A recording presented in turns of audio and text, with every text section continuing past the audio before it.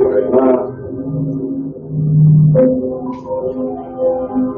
I ever wanted was to be a gangster. Little did I know I was in danger. The decisions that I made were from the Lord's anger. Prayed to him all the time, and I was just a stranger. All I ever wanted was to be a gangster. Little did I know I was in danger. The decisions that I made were from the Lord's anger. Prayed to him all the time, and I was just a stranger. All I wanted was to be a gangster. And shot call. Till we know what them niggas letting shots off. Either that or the right hand to the top dog. Funny how we see better than not the lies lost. Can't be focused on the life that's hopeless. Out there pumping, not knowing the Lord and kill for that hocus pocus. Used to roll with niggas that cooked up with weaponry. Say what claim they love you. I had your life in jeopardy. And I know my brother wants success with me. But that G should take a girl straight to ecstasy. Remember running with bruh. Even though we did the wrong thing, my life would have been a lot different if I fell up on the wrong thing. Was too sincere for a wicked day. Shame the Lord's name. Now we afflicted with pain. All I ever wanted was to be respected by stand-up niggas. Not knowing that them handcuffs custom made the All I ever wanted was to be a gangster. Little did I know I was in danger. The decisions that I made were from the Lord's anger. Prayed to him all the time, and I was just a stranger. All I ever wanted was to be a gangster. Little did I know I was in danger. The decisions that I made were from the Lord's anger. Prayed to him all the time, and I was just a stranger. All I wanted was to be a gangster. I ain't lying, I was close to die. Knew I wanted to live, but I wasn't trying. I was defiant, not knowing that this ain't how we live. This just how they design. Cause when you in the streets, you get more indifferent. It ain't never tell you won't be on papers, ain't no restrictions. My father said a hard had to make a soft ass. I didn't care, I wanted fear when I walked past. In the place where a black man's blood is cheap. I thank the Lord for the day I was on Main Street. Pissing in the cup, back and forth to court, out in DC school. I swear it felt like I cried on that fucking porch. The Lord said, my sheep, they ain't hear my voice. Ask me why I'm UPK, I told them I ain't have a choice. They said God ain't 50-50 and what's gonna come to pass. The Lord called me out the world and that's how I thought it was to be the gangster. Little did I know I was in danger. The decisions that I made were from the Lord's anger. Prayed to him all the time, and I was just a stranger.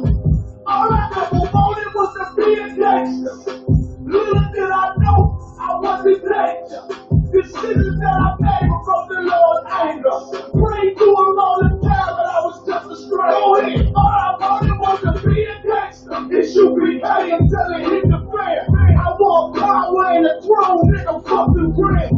All I wanted was to be a gangster, but I was real as a righteous man. And now I got the upper hand, gotta promote this brand. Correct whole multitude until they all understand. Once they get that crown, Lord, they put me in the hands. I'm sure one more money back me this hit, man. Hey, Shalom Israel, go ahead, clap it up, clap it up. Hey, Shalom Israel's Precinct Captain 10,000, Cornwall, coming out of Southern California. And once again, where we at? Brotherhood Tuesday class. You know what I mean? Which is one of the most powerful things that you can teach any brother or sister. We say brotherhood, don't negate that we're not talking about sisterhood as well. Because we have to learn to love each other. Right. And what better way to love each other than to show each other how to serve the Lord? That's right. And to not only just talk about it, but actually do it.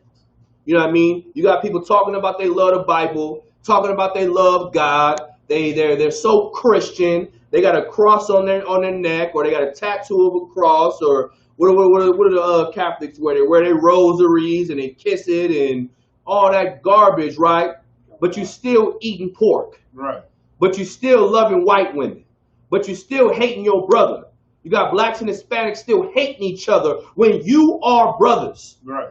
You are family, or in the Spanish world, familia. Right. Right. You are together. And family can't survive by themselves. We got to come together. And that's what's so beautiful about the Isupk under Commander General Yohana. This is a family. Not only is this in a family, but this is an exclusive family. Right. You got to earn the right to be in here. You got to earn the right to be called my brother. You got to earn the right to be called my sister. Why? Because I've been brought up underneath the same strict tutelage that you are. Brother, regardless, was we not in all black? Okay. I think we got to check. I came into class first day. I came into class. I had Levi's. Right. Had some 501s on, fresh cut, with some Air Maxes. Right. You know what I mean? Jewelry on. You know what I mean? This brother had some boots and some shorts on. You know what I mean? I was probably high as out of my mind too. Right. I don't remember because I don't do drugs. Years ago. Right. You know what I mean? But what did I learn and who did I become today? This man that I can look in the mirror and be proud of because I know that I serve the Lord. And that's all we want you to do is learn how to serve the Lord. And then teach another brother. And then teach your family and instruct them. And don't be afraid to do it either. Right. You know what I mean? We can't be as if the Christians. We cannot be them in any way of capacity. Give me Jeremiah chapter 7, verse 4 above the show. All right, come everybody there? What? So like you said, Jeremiah 7 and 4? Jeremiah 7 and 4. Jeremiah chapter 7, verse 4. Trust ye not in lying words. Trust ye not in lying words. We shouldn't trust the things that these people say. We shouldn't trust the words that make you feel good. This Bible is not made. This book called the Bible is an instruction manual. It's a movie on how to live. Right. It's not a book to make you feel good. You know what I mean? Drugs make you feel good. Right. Having sex with whores make you feel good. You know what I mean? But this is a book of correction, of change, of how to live, of how to be better than every other people on the planet of Earth. So you should never trust in lying words. Go ahead. Saying, the temple of the Lord. The what? The temple of the Lord. Praise ye Jesus. Oh my Jesus. All that garbage you see in the Christian church. That's right. They praise the temple of the Lord, which is hallelujah. Right. You know what I mean? Thank you, Jesus. How many times you hear that, right? But they still what? Having sex with the pastor. Right. And they got a husband at home. Right. Don't know if that son they've been raising for 16 years actually is his son. Or you got to watch your daughter because your daughter, she didn't grew up a little bit. She got a little body on her. Now, he over there looking like, well, girl, you sure done grown up. Right. That don't happen in here. I wish man, it's like you. I wish I would catch a brother ever say something to a child. In here, you're safe. You know why? Because you got men that'll kill and die for our babies, man. Damn right. We don't play games like that. You cannot trust in lying words. These people that say what? The temple of the Lord, the temple of the Lord. Go ahead. The temple of the Lord are these. Verse 5. Stop right there. Jump up to verse 3. But what should you do? What should you do? Let's go on to verse 3. Okay. Jeremiah chapter 7, verse 3. Thus saith the Lord of hosts, the God of Israel. Thus saith the Lord of hosts, the God of Israel. Not the God of everybody, but the Israelites. You blacks, Hispanics, and Native American Indians, man. I know it seems like, I know in your mind you have this thing in the back of your mind that makes you wonder, man, why can't I do what the things that these other people do? Man, I want to smoke cigarettes. I want to smoke weed. I want to have sex with whores. I want to drink and get drunk out of my mind. You know what I mean? I want to get blasted and not remember tomorrow. What do they call it? Blacking out? Right. You know what I mean? That's fun for these other nations. But the reason why, I'm saying you can't do it, because we have a power that created everything. Right. The God of Israel, meaning the God of blacks, Hispanics, and Native American Indians. That's right. We have to change. And how do you change? Go ahead. Amend your ways. What does it mean to amend your ways? Anybody know? Go ahead, young trooper. Change your ways. The only way you're going to fix yourself is if you change yourself. Right. Why are you being afraid to change? Because of society? What has society left you as a black, Hispanic, and Native American Indian man or woman? Nothing. That's right. But a body bag. Right. candles on the side of the road, children that you can't see, molestation and rape, poverty, hell-like conditions. When are you going to say you're tired of it? Right. You know what I mean? Like, remember, like, one of the things that I hate, there's this cloud of, we have to make excuses for the way we live. And in those excuses, what do? Women like to do this one thing. I hate it so much. They commit abortion. And why do they commit abortions? Anybody know? Why do women, what is a black and Hispanic and Native American Indians notion to go and commit an abortion? Anybody know? Go ahead, Vermont.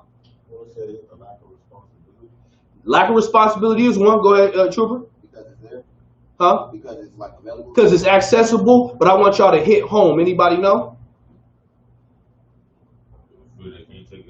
That's it. Because the fear that this child is going to grow up in a hard-like condition. They got the fear that I got to worry about my career. Or what's the age old say? I'm not ready. You was ready to get dick down. Right. But you wasn't ready to have that baby. Excuse my French. I get a little vulgar. I apologize. I got babies in the room. It's like you. But you ready to have the sex, but not take care of the responsibility. Not realizing with sex comes babies. And it's the crazy part. Our king came from a rich family, didn't he? Our king came from what? Go ahead, the slums. And guess what happened from a baby that was born in the slums? Talking about our king. What happened? He became our king. He became the king of the world. That's right. He became the king of niggas, man. Right. Imagine how many babies we aborted and put into the white man's science lab that could have changed the state of black people. Imagine how many babies that you could have raised. Like, black people and Hispanic people forget, we rise to the occasion of things. Right. LeBron James was born where? In the ghetto. And now he what? Is the best basketball player to ever tie up a pair of shoes, in my opinion. I know we got some Jordan fans out here. You know what I'm saying? In my opinion. You know what I mean? You got Serena Williams. Where's she born at? In Compton, California. Right. And she became arguably one of the best women's tennis players and an absolute millionaire figure. Now, she's a horrible woman to follow because she loves the white man. So you sisters never follow that woman. But it's an example on how we come from the slums and become something great. Why? Because that's who we are. Our king came from the slums. And we learned what the white man's behavior is. You're not ready, sis. Your career. You know your career also was being a mother. Right. Who told you being a mother wasn't a career? Right. Sis, aren't you doing a fantastic job? You raising the babies, ain't you? They taking baths, they eating, they coming to you when they hurt, they trusting you. Do they not? Then you doing a fantastic job. Right. He's doing a fantastic job because he's a man of the Lord and he raising that woman. Right. And do y'all have everything y'all want? But you got everything you need, though. You got everything you need. And that's what it boils down to. We got to start trusting in the Lord. Stop trusting in these lying words and these lying sayings, man, and these niggas out here that don't love you. These sisters out here that don't love you. They show you they don't love you because when you looking for them, where are they? Right. You know what I mean? It's old age sayings. You go bang for the hood, right? And then you go to jail. Where them niggas at? Nowhere to be found. You know what I'm saying? You can't even get a dime. You can't even get a dollar. Go ahead, Doc. Out of sight, out of mind. Man, out of sight, out of mind. But guess what? Go ahead. You had a point. Go ahead, Doc. Go ahead, Doc. Outside the fight, man, they be on everything you got while you gone. They don't. They just don't care, man. Man, they don't. They be on your woman. You know what I'm saying? Beating the rape on your babies. Come on. All kind of stuff, man. Serving your folks blood. All kind of stuff, man. Hey, facts, big facts. And that's why you gotta get away from these people that lie with lying words, man. Read the top of 3 one more time, Baba Gashar. Jeremiah chapter 7, verse 3. Thus saith the Lord of hosts, Mm-hmm. the God of Israel. The God of Israel. Go ahead. Amend your ways. Amend your ways. What does it mean to amend? It means to change, man. Change your ways. Go ahead. And your doings. And your doings. Not only change your ways, but change your behaviors, man. Because when you change your ways, when you say, I'm not gonna do that, I'm not gonna smoke weed. Right. That's the first step. Now how do you change your behavior? Stop going to the smoke shop. Right. You stop going to where they sell cigarettes and weed, or not going to the drug man, not just cigarettes, but cocaine, because niggas out here doing powder, they doing pills, they doing Xanax, they doing all of that. Or, for instance, you got a demon for sex. You know what? You stop getting on the internet watching porn. Right. You stop going up, what's that, G Street and what is that, G Street and Baseline, Right. where the hoes is at. You stop going on Hope Boulevard. You stop going on International Boulevard in the Bay. You know what I'm saying? You stop going to all these blocks where whores are at. And that's the behavior. You change your behavior. It's simple. Like, y'all gotta have that mindset of Job. Like, Job had an understanding of what? If there's problems and trouble over here, let me stay over here. So when I'm over here, I can never get caught up in the problems where the trouble is at. Right. You know what I'm saying? You think like, and coming into the truth, I know where you can go buy weed, where you can go buy meth, you can go buy all the drugs, you know where the prostitutes, I knew all the dark world stuff that you could do. I knew all about it. I was fully aware of how to do things and how to get caught up in things. Coming into the work of the Lord and serving the Lord and saying, you know what, we got class on Tuesday, Wednesday, Thursday, Friday, and Saturday, and camp on Saturday. Only day I got to myself is Sunday and Monday. Sunday I'm chilling, and Monday I'm chilling because all I'm doing is listening to Manager Yohana do his thing. Right. That's it. Those are my days. I consume myself with these things. I changed my behavior, and my life started to get better. My focus started to change. I started to allow myself to grow instead of being stunted or hindered. And that's what we're trying to show you in the truth. Brothers and sisters, it is a short time. I'm going to get into it. A lot of people do not understand this day of the Lord that comes, man. Right. This day of the Lord, the prophets all through the Bible prophesied it, and we're gonna go into it. But Akim and Akwakim, it is a terrible day. I pray you change and amend yourself before that day, because there's nothing like the Bible says. It's a precept. It's a terrible thing. I'm gonna paraphrase.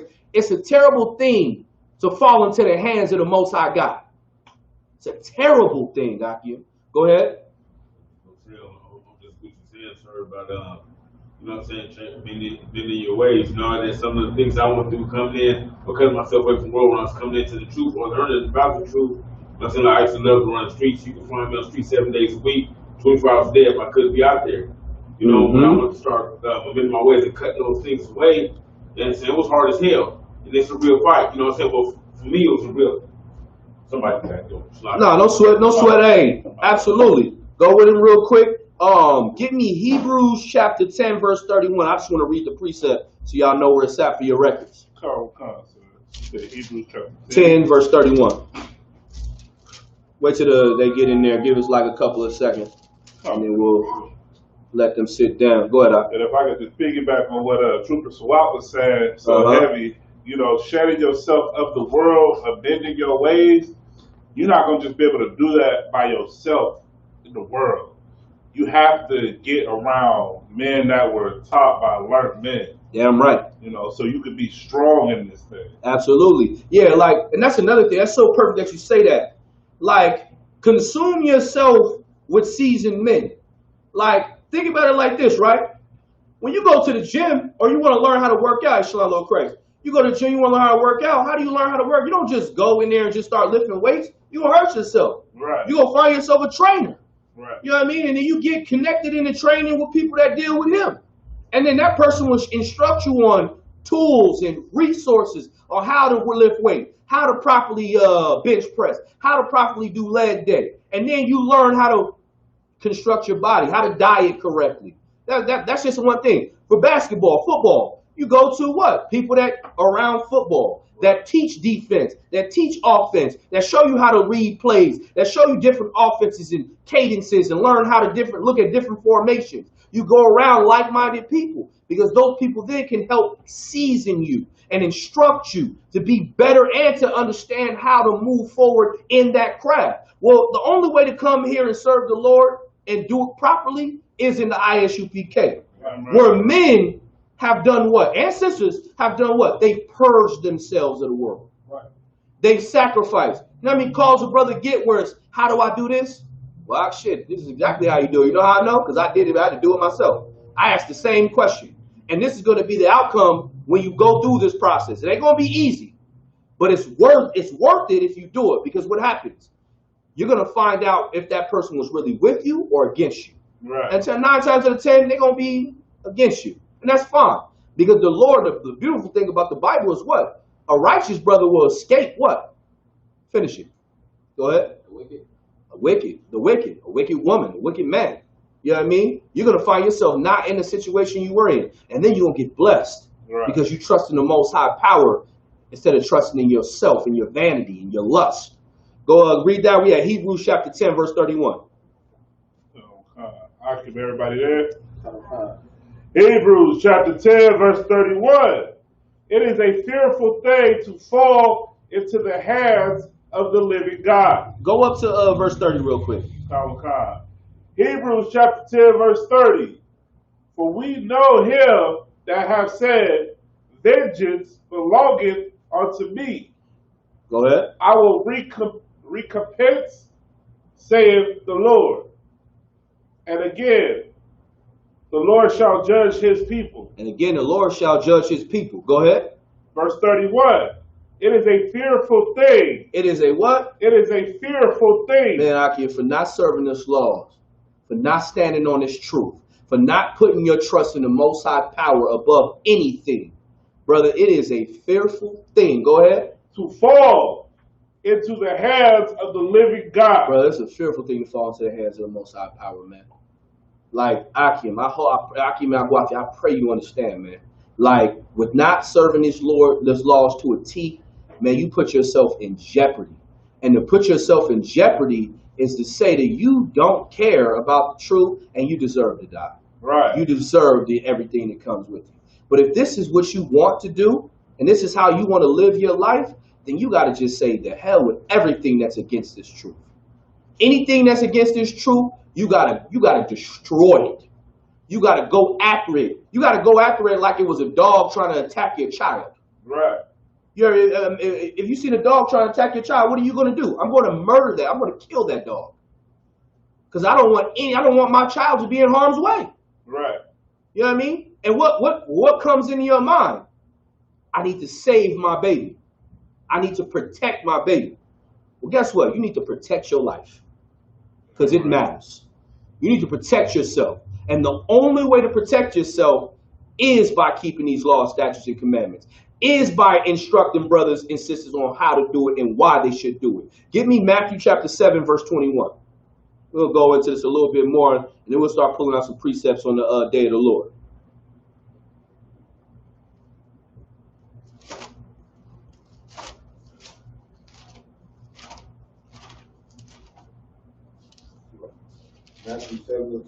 Matthew chapter 7, verse 21.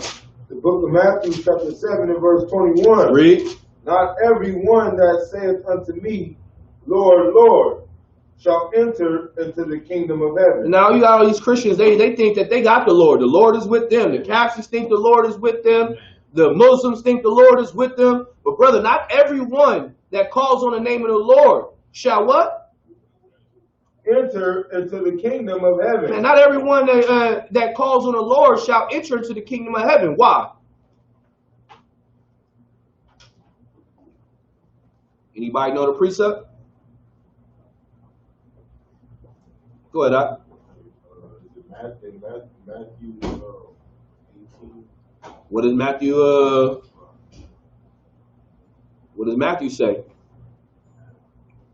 The one that says, who does the least of these commandments? That is on topic. 1 John 3 and 18 is the precept. Somebody pull it, but go ahead, Doc. That is on topic. That is a precept. I will take that. Worship me with thy mouth. But this is one I want. Matt, 1 John 3 and 18. 1 John chapter 3, verse 18. Tom, read. My little children, My little children, go ahead. let us not love in word, Let us not love in word, neither in tongue. neither in tongue. Now stop right there real quick. We just read what? Not everyone in Matthew chapter what? We're 7 and 21. Read that real quick. Count on. Matthew chapter 7, verse 21. Not every one that saith unto me, Lord, Lord, shall enter into the kingdom of heaven. Not everyone that says Lord, Lord, and prays and talks about God and thinks that they know God and tell you, brother, you should love God and, you should accept him into your heart as your Lord and Savior. Not everyone that says that is going to get into the kingdom of heaven. Right. Why? Now go back to 1 John, Shabbat 3 and 18. 1 John chapter 3, verse 18. My little children, let us not love in word, neither in tongue, but in deed. But in what? But in deed. What is deed? Go ahead, Doc. Action. In action, man. Your actions speak louder than your words. I think we've all heard that, right? Right. Like, at a point, we get tired of your talking, nigga. Just do it, nigga. Fuck all that other shit. I want to hear that. Right. You gonna work? You gonna do it or not? You know what I mean? You can't do it, I'll find somebody else that'll do it. Right. Especially that's the spirit of here. We gonna play that shit. Brothers know, like, man, you gonna do it or not? Like, I got somebody else that can get it done. Because obviously you don't want the work. You know what I'm saying? You don't want it, so I'll get somebody else to do it. Yeah. You know what I mean? This is them people in the world, man. You know what I mean? They love him. They speak in tongues. They love it. They talk a good game, prophesy smooth words. You know what I mean? But he said, man, not with the tongue, but in what? But in deed and in truth. But in deed and in truth. But in truth and deed, meaning not only by the things you say coming from the truth of the Bible, but in your actions. Right. By living what you speak. You know what I mean? We don't eat pork. Guess what? Everywhere I walk, everywhere I go, I don't eat pork. I make it clear, please don't put no pig on my sandwich. Right. Hey, excuse me, y'all cooking that food? I know it's good in here. Can y'all not chop my food up on that plate you just had all that swine on it? Right. You know what I mean? Going out of my way to keep the law. Go ahead. Just to piggyback what you're saying, Cap, it's so heavy. In a sense, in the world, you know what I'm saying, you probably thought your rep meant something, but see, in the truth, your rep means everything. Con, absolutely. Like, and you know what your reputation was? Your reputation in the world was to see if you were the hardest gang member. You were the hardest person to go. The rep was, I want niggas to know I'll shoot and kill anybody. Right. That's the rep. The rep is, I want everybody to know I have all the drugs. I get all the money. But then guess what happens? These niggas go to jail. These niggas cry to their mama. They get, you know what I mean? How many niggas you hear first night in jail, they cry because they didn't in there for 10 years. A life, all day. You don't want to hear that. You know what I'm saying? You can go on your Google machine or your YouTube machine right now and type in black guy or Hispanic guy fainted after he got his verdict from a judge. But wasn't he gangster? Wasn't he hard? Nah, he was a sucker, man. He was a sucker. And then better yet, these brothers that do these type of things, man, you gotta think, they're dumb as hell. I was a fool. You understand? I was a fool. Because that's what? I got caught. You know what I'm saying? Fools get caught. Fools go to jail. You know what I mean? Real criminals try to stay out of jail. You know what I mean? Right. They call it the mob. They run Vegas, don't they? Right. You know what I'm saying? They don't get out in the streets and do the things you do. They get behind suits and they getting behind courts and got judges on payroll and got police on payroll. That's the real criminals. You ain't nothing but a pawn in a big game. Right. You ain't nothing but a goldfish in the ocean trying to act like you a shark. You had a quick point you want to make? I was gonna say, and even those guys get caught up. So it'll show you that that game is nothing. Hey, even those games, yeah, absolutely. Eventually, you know what I'm saying? You can only do so much wickedness before you get caught up. I mean, the Bible tells you that, man. You know what I mean? You're going to reap what you sow. You sow evilness, man. Evilness is going to be drawn back on your own head. And you're going to deserve it. It is what it is. You kill people. You get murdered. Yeah. That was your judgment. Right. You know what I'm saying? You sell someone drugs and, you know, and destroy their family, your mama gonna be destroyed. Somebody gonna sell her drugs and destroy your family. Go ahead.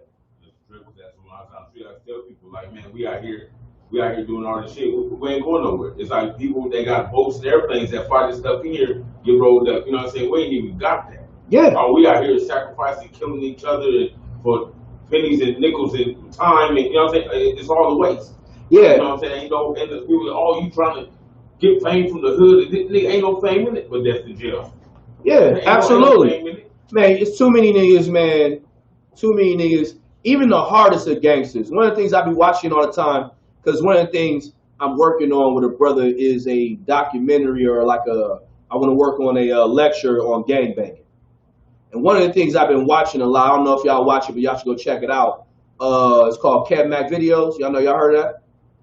Oh yeah, y'all got to get on that. Kev Mac Videos. So Kev Mac Videos, what he does, he's on YouTube. And he goes and talks to all different gangs and OGs from different gangs. And they talk about how they came up. And one of the dudes that came up was Monster Cody, because you know he's out now. Yeah. He's in the streets. You know what I mean? If you could think about the things that Monster Cody was known for in the streets, they didn't call him a monster for no reason. That's right. You know what I'm saying? He was brutally murdering niggas. Yeah. And they know. And he was telling you about his transition and his thought process and the not growing. Like, his father was an NFL player.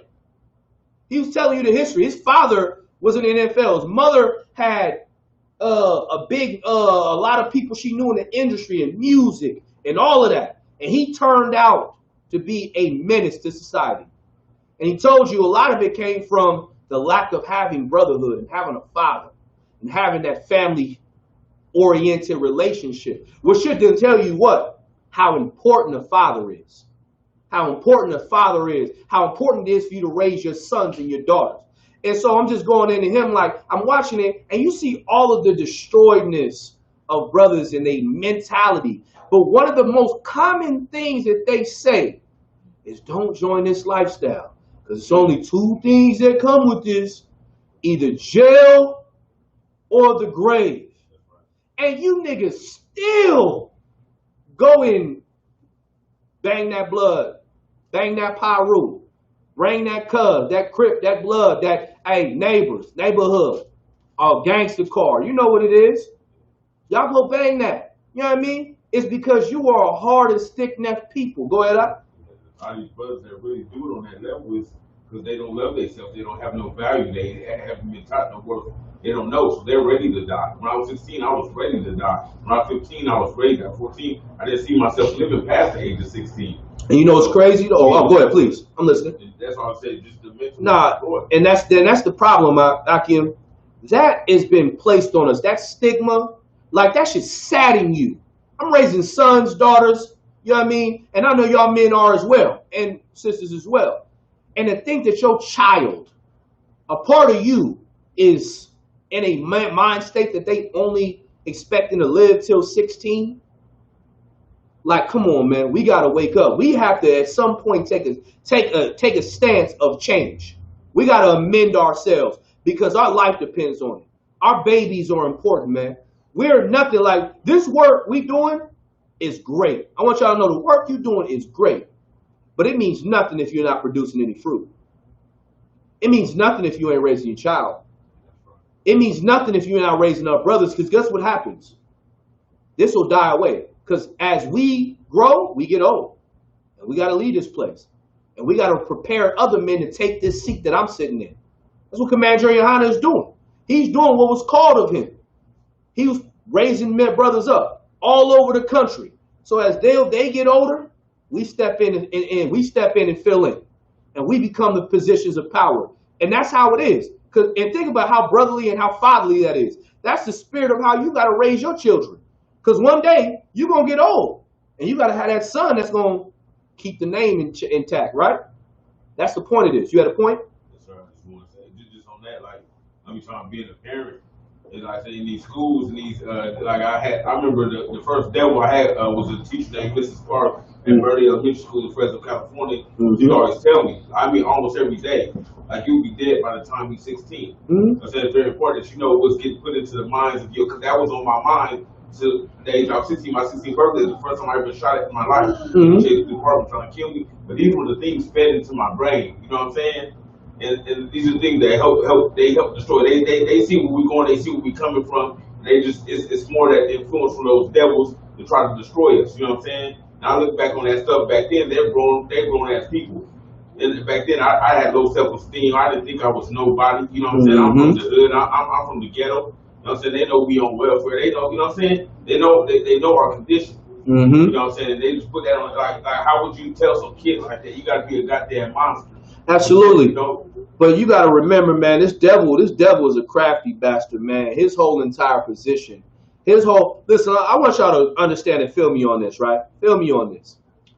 You can go find books, right? Like Who is Edom or Esau? On right now, I looked at this earlier today, right? And the book right now, last time I looked, it was $683, you know what I'm saying, for the book right now on Amazon. Now, one, is that expensive because the knowledge that it has in the book, they don't want you to have access to it.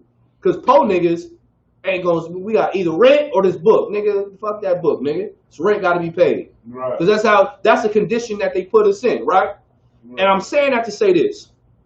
These devils know their fate. If you gotta be a crazy person to think these white people in the upper echelon of them don't know that they're not, that don't know who they are and what the Bible speaks about them. You got to be a fool to think that they don't know. And what we know about the Bible and the white man is this. We know that they're going to go into slavery and they're never going to have an opportunity ever again to walk on this planet Earth. They're never going to have an opportunity. After they serve out their slavery, they're done. They're going to be a memory. They'll be taxidermies. You know what I mean? It'll be an exclusive piece of art to have in your house. And I'm going to have one. It's lucky. But, you know what I'm saying? But I'm saying that to say this. If they know, now put yourself in their position, right? If you knew that there was no salvation for you, would you give a fuck about the people that salvation was for? Wouldn't you cause all hell and torment and trouble for them? Right. That's what they're doing. You got to know your enemy. Be wise as a serpent, but harmless as a dove. You got to understand that. When you start to think and realize that, then you can understand this is a game. This is a monopoly board. This is a game that we're playing right now. When I say a game, they're not putting books in your neighborhoods, in your schools for a reason. They don't want you to learn. They don't want you to have the knowledge. Because if I don't teach you the things that you should know, and I keep you suppressed with information, then you grow up thinking that $20 is good enough. $15 is good enough. $22 is good enough, right? You grow up thinking that that's good enough. And then yourself, you become a worker. You become someone that works. And what do? You build their factories because they're already on top. You know what I mean? Like Amazon. Niggas know they work at Amazon. My nigga regard, that's slavery. Niggas that work in different industries all over just anything. My job, I work in a call center. You know what I mean? I do a little medical work. Slavery. We work in absolute slavery. And we have to get out of that mindset of thinking that that's okay. Now, don't get me wrong.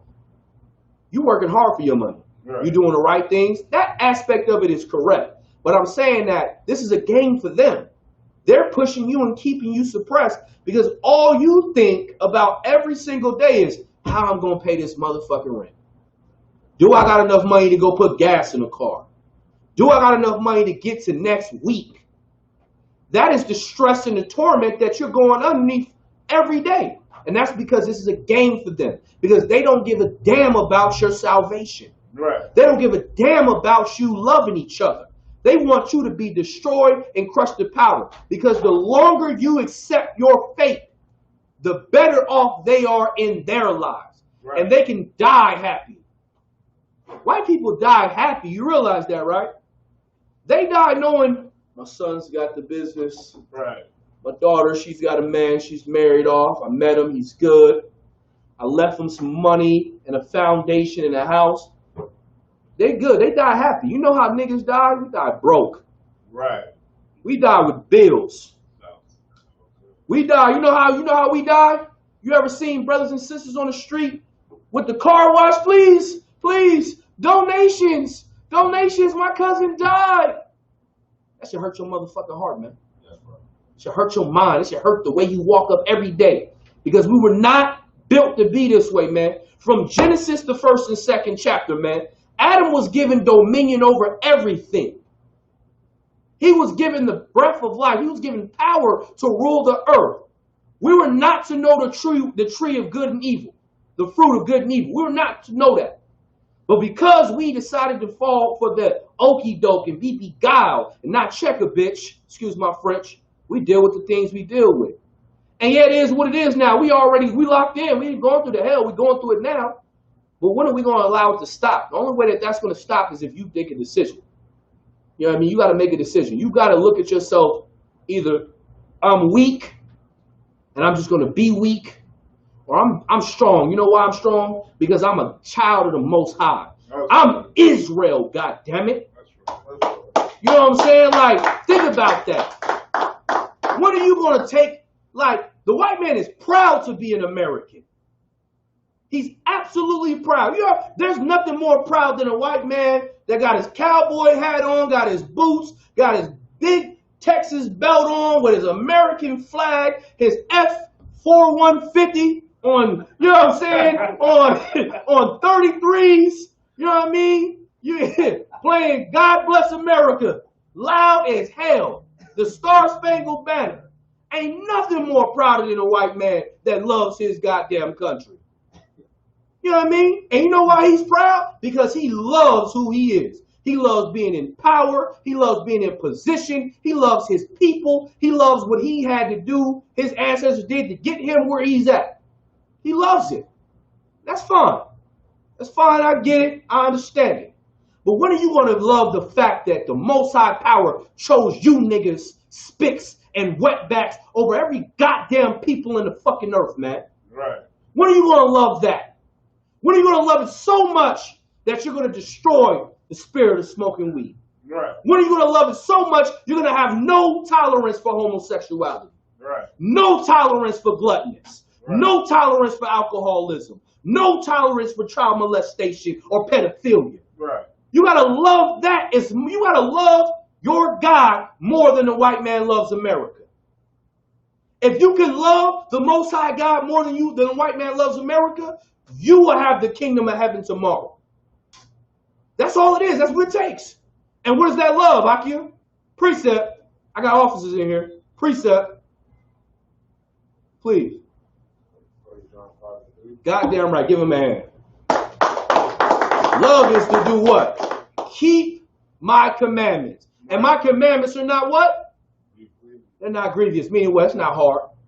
We got to stop making excuses. There's a reason why the God of Israel put that in there. There's a reason why we prophesy and tell you that and teach you brothers that. It's not grievous. It's not hard. It's a reason why the slogan at the bottom of this table is no excuses.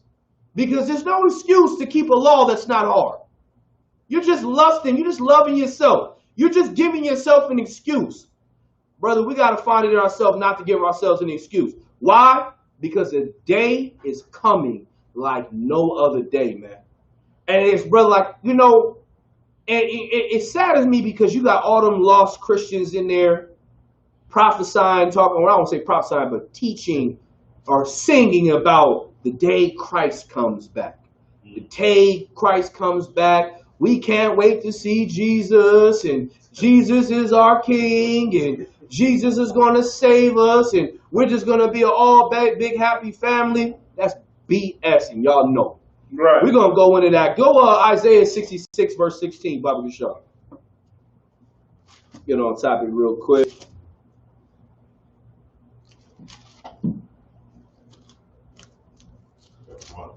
Please. What's that?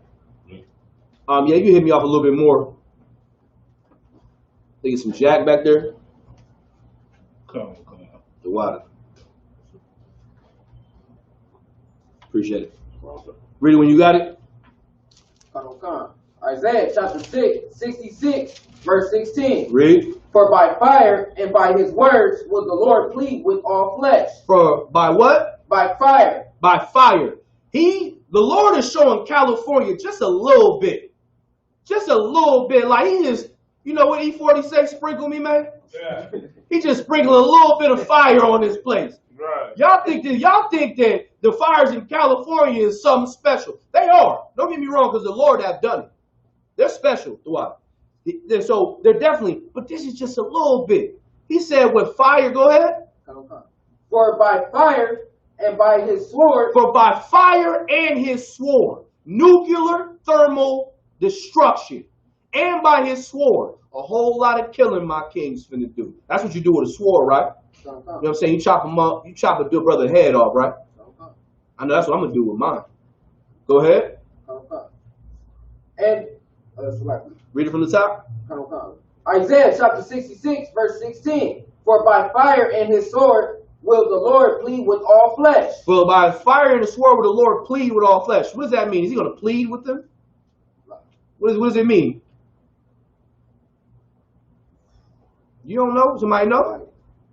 We'll take a guess. Go ahead, young man. Would that be like take over? Kind of almost there. Go ahead. Like go against. That's exactly what it is. He's like, he's not pleading with you. He's going to destroy you. He's going to kill you. When he's pleading, go ahead. In other words, he's gonna let the sword do the talking. Damn right. But the fire and the sword, I'm finna plead with y'all. He said, y'all want me to plead with you? Let me show you how I'm gonna plead with you. I'm gonna plead with you with this sword. I'm gonna go against you with this sword. Y'all done went against me with not keeping my laws in this place and destroying and making this earth that is so, like, we live in California. Y'all know how beautiful California is, Aki? Like, we don't see it. You know what I got? You know what one day I realized how beautiful this place was when we had a California cookout, and I was in a car I was driving, and I had General Q, I think it was Captain Ty Ward and Captain Mashak.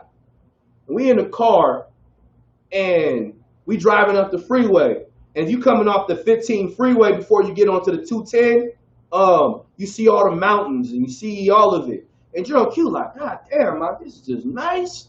And you know, because we drive the freeway every day and we see this, we don't even look at none of that shit.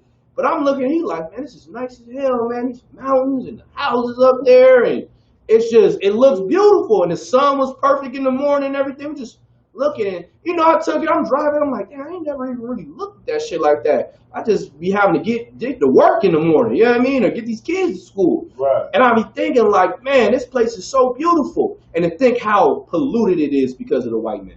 Right. It's polluted because of the ways we love. You know what I mean? And that's why the Lord got to set it on fire. He has to start over. Right. It's got to start over. It's like dirty water. It's like, what do you have to do to clean dirty water? You got to put it over heat and boil it. That's how you clean water, right? You boil it to a certain temperature so that what? No more germs and none of that other filth can live or lives in it. You know what I mean? That's why he must scorch this place. Because all the filthiness and the disgustingness of what this devil and what we do loving the devil has to be done with. He said he's going to plead with us with his sword. You know what I mean? Go ahead. And the slain of the Lord shall be many. And that's the point. That's the point. The slain of the Lord shall be many. You praying for the day of the Lord, not realizing that the day of the Lord is going to be many deaths. It's going to be so much killing that Christ said his vesture is going to be as it was dipped in blood, man. I do not want to be here. I don't know about y'all, but I want to be on a chariot. I want to be heading off in the cut in the wilderness, and I pray y'all want to be there with me, because that's all I want to be. Because knowing that he going to plead with this place, with the sword, because you wanted to smoke some weed? Nigga, you wanted to eat some shrimp, some crab, some lobster, you know, some nigga shit. Right. I call it nigga shit because black and Hispanics and Native American Indians, y'all want to eat, we all eat pork, shrimp, crab, and lobster. We think it's a delicacy. We love smoking our weed. We love getting high. We love smoking our cocaine and doing our drugs and smoking our cigarettes. It's cool. That's why the Lord said he gonna plead with you with his sword. And the day of the Lord is gonna be as many that are slain. That's the point. When are you gonna like you niggas, not you of course, but you brothers and sisters in the world, y'all got this notion to be afraid of the white man. You afraid of the white man when you get pulled over by the police. Y'all shaking and y'all frozen up and y'all trying to keep your composure. Y'all, y'all afraid of him. But yet, not afraid of the Lord that's coming to kill everything? Right. Come on, we gotta figure this out. We gotta common sense 101. We gotta start being real with ourselves. Right. The Bible says what in the New Testament? Don't fear him that can kill the body. That's right. Fear him that can kill the body and the soul in hell. Right. Man, come on, man. We can't stress this more enough. And that's one of the most brotherly things to tell a brother, man, and a sister. Man, change before the Lord kill your mother. Before the Lord kill your ass. Right. I'm just telling you, man. And yeah, this ain't Christian. Though my words be rude in speech, yet not in knowledge. This is the factor of the matter. Is there a little more on that? You in 17 yet? Come on, sir. Go to 17. Okay. Isaiah chapter 66, verse 17. Read. They that sanctify themselves. They that what? That sanctify Who themselves. sanctified themselves? These Christians. They sanctified themselves. And this is what the day of the Lord is going to be as many being killed. Why? Because there's a certain people in this world that sanctify themselves. These Christians, these Muslims, these Catholics. They sanctify themselves. You know what I mean? They think that they holy. Right. Go ahead. Come. And purify themselves. Purify themselves. How do they purify themselves? They dip themselves in that water, boy.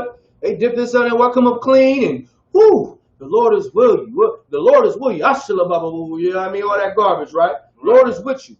And they think they clean now. They think they clean. Go ahead. In the gardens behind one tree. But in the garden behind one tree.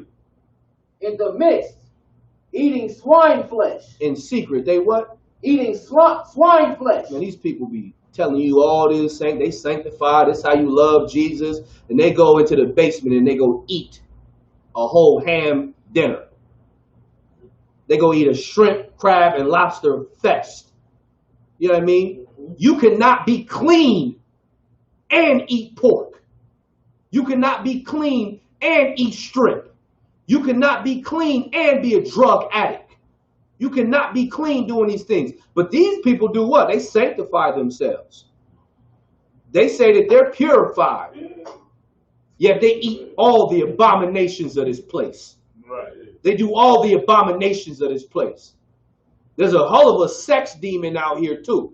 They having orgies, they having brothel houses and all kind of stuff.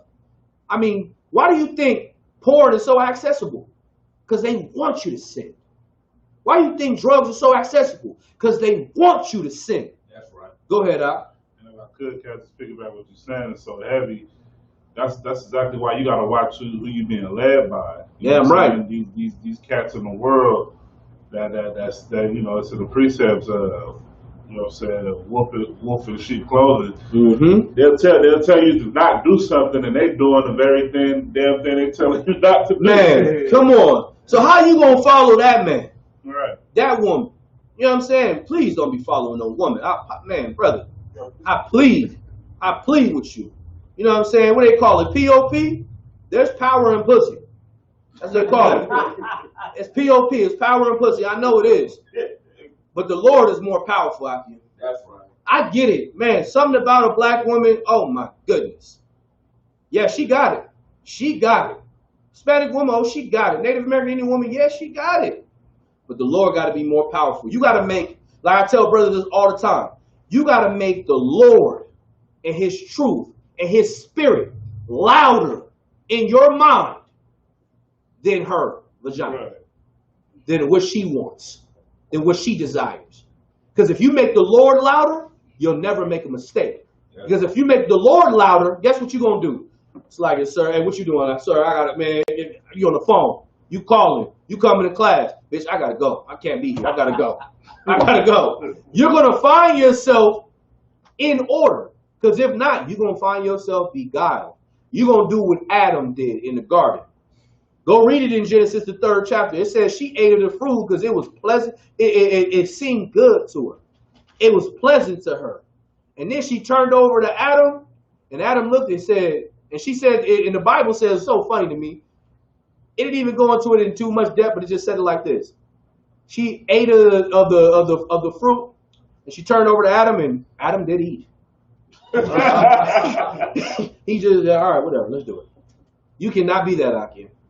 You got to get out of that. You got to get out of that immediately. And guess what? The more you get out of it, the more the Lord going to send another woman for you. Or He's going to send the right woman, or the woman that you with is going to change and be everything she's supposed to be. Why? Because you are showing that you are unwavering and that you love the Lord so much. She gonna go, I gotta follow this nigga. Where am I else gonna find? Where else am I gonna find a man that's this dedicated? A lot of sisters looking for a man to go home to, not a sucker. Right. Especially if a woman can tell you what to do and run and cuss you out, she really don't care about you in the first place. She really actually on the phone or on Snapchat or Instagram talking to somebody else. Got a fans only page.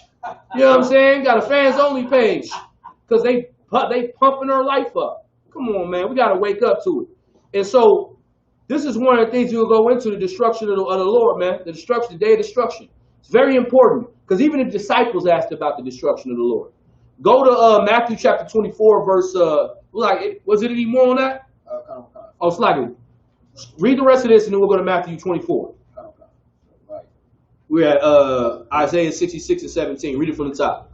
Isaiah chapter 66, verse 17.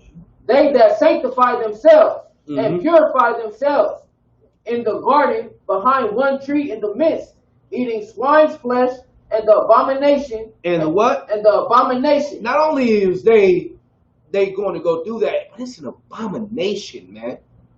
It's an abomination to eat the things the Lord said not to eat. It's an abomination to not do the things the Lord told you to do. Because you destroy yourself. When you do what you want to do, you destroy yourself. When you do what the Lord tells you to do, you live. That's right. You absolutely live. What's wrong with, like, this is one thing I would ask brothers and sisters, man, like in the world, what the hell is wrong with living?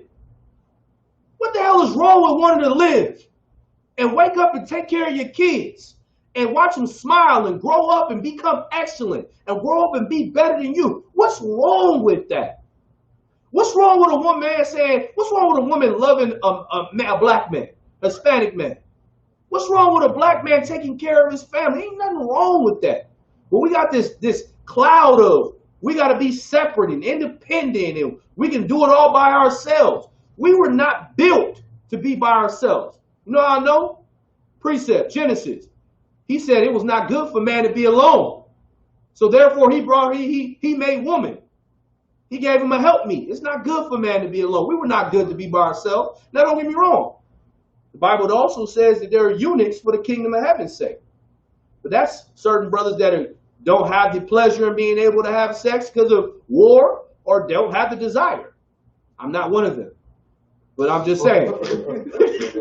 I'm just saying. But go ahead, a little bit more on that. And the mouse shall be consumed together. And the what? And the mouse. And the mouse. Because you know what else we eating? Y'all know what a nutra is? Somebody look up a nutra. You know what a nutra is? So, I just had a question. Please. So Christ was a eunuch? Christ was not a eunuch necessarily. Like eunuch would be more, I want to say I'm 90% sure he wasn't considered a eunuch. He just didn't have a wife. He could have had a wife. Because eunuch is a man that loses the ability to have sex from war or a man that doesn't have the desire to have sex. I can't say that Christ didn't have the desire to have sex only because he was being tempted on the earth. So therefore, go ahead. He was injured in war? No. That is the definition of a eunuch. A eunuch is, all right, so you know you go to war. Okay. And so when you war, like back in the olden times, we didn't have vehicles that we can drive in and nice cushioned seats to sit in. Yes, sir. You got on a goddamn horse and you roll. Now you rolling for miles on end. Yeah. So after a while, have you ever rode a horse before? If you ride a horse, if you ever ride a horse, so I've ridden plenty of horses before in my life. So when you ride a horse, when you mount in a horse and you on it and you rolling and you just riding a horse regular, you galloping, you know what I mean? But if you ride a horse and you going fast on them, and I'm talking about hours and miles in, it takes a toll on your inner thighs and your manhood. And so, like, just for like an hour, 2 hour ride, if you haven't rode a horse, you ride a horse for an hour, or I'll say an hour and a half. You ever rode a horse before? That hour and a half, once you get 45 minutes in, you like, I don't want to fuck off this one, dog. I don't even want to ride this no more. Because you got to get used to doing that. Well, what happened in war times, brothers like eunuchs they could also get castrated. Being castrated is another thing. So back in the olden times in history, like definitely in Assyrian captivity, they would take a brother like a Jake, you know what I'm saying, and they would castrate him. And then they would make him head over all the women in the harem. Because now, what can he not do? He can have sex with all their women. So that's another way that have become their eunuchs. That's a eunuch in that sense. Eunuch is a man that doesn't have the desire to have sex, or he loses his ability to, get his rod up from war and things like that. Go ahead. One more. Please. Just about Paul was the other one, right? That didn't have a wife, right? It was Paul. Paul didn't have a wife as well. Paul, yeah. Paul just didn't have a wife. He didn't have a wife as well. That wasn't here. Reason why I want to say they weren't eunuchs, because their mission was just to do the work of the Lord. You know what I mean? But I can't say I'm 100% sure that they wouldn't be considered a eunuch. So let me get back to you, because I'm not 100% sure. I'm just asking. No, I know. No, that's a good question to ask, because it's not ringing the bell. So I'm not going to say, oh, yes, they are, or they're not. I'm going to just say, I know that they did not have wives. You know what I mean? Because their focus was overseeing the school. They had a lot of work to do. And Christ had a little bit of time, and worrying about a woman is definitely a lot. That's a job in itself. You know what I'm saying? So, somebody else had their hand up? All right, no sweat. Where were we at? Is there any more on that? Read the second part. Oh, you got anybody pull up a Nutra? I just want to make sure I got it right. Go ahead. It's N-U-T-R-I-A. Yeah, what is it? It's an animal, right? It's a rodent. A rodent? So a rodent. So I don't know if y'all know, in the South, like Louisiana, Arkansas, Georgia, Florida, I'll say like swamp areas, those rodents called nutras, they swim. They're like swimming rats. And they get like this big. You know what I mean? And brothers eat them. I would say Chinese people eat that. I was just watching this special. Go look them up, nutras. But the Bible's saying that not only we eat swine's flesh, even to those brothers and sisters in the South, like eating the rodents and the roadkill, the carcasses, the possums. Because we eat possum in the South. They eat possum soup. They eat raccoons. Go ask your grandmother. Go ahead. They eat possums, all of that. That is something that we ate, but it was a white man's culture. But we took it on. Go ahead, roadkill. You know what I'm saying? We would eat those things. And that still goes on today. Like, brothers and sisters still eat raccoon. They eat rabbit. They eat nutras is the newer one. They eat alligator. Y'all heard people eating alligator? That's Louisiana. Brothers in Louisiana eat nutra and alligator. I'm trying to tell you. They eat snake. They eating everything they can get their hands on. You know what I'm saying? We have laws. You know what I mean? We're not eating everything. We ain't eating it just because we can catch it. You know what I'm saying? Just because you faster than the damn thing and you can catch it, don't mean you should eat it. Right. You know what I'm saying? We're not Chinese people. That's right. We're not Moab. You know what I'm saying? Well, I think General's bringing it out. They got something in China, they call it mystery meat. Right. Like, I don't know if y'all know, in China, they got it's a meal called mystery meat. No. Meaning you could be eating raccoon, monkey, squirrel, pig, snake, oysters. You could be eating any abomination. Because whatever they caught, they put it in the pot that day. And they just season it up accordingly. That's Moab. Go look this up. It's called mystery meat. You know what I'm saying? What I'm saying is to say, like, these things are abominations. The swine, it's an abomination, and the mouse. Go ahead. Shall be consumed together, saith the Most High. For you committing these abominations, saying you sanctified in the Lord, teaching these brothers, you're going to be slain, and you're going to be consumed altogether. Meaning, you're going to die with them rodents. You're going to die with them abominations according to the Lord. You're going to die. It's time to die. Because you decided to do things of your own lust. We got to change that. Give me Matthew chapter 24, verse 3.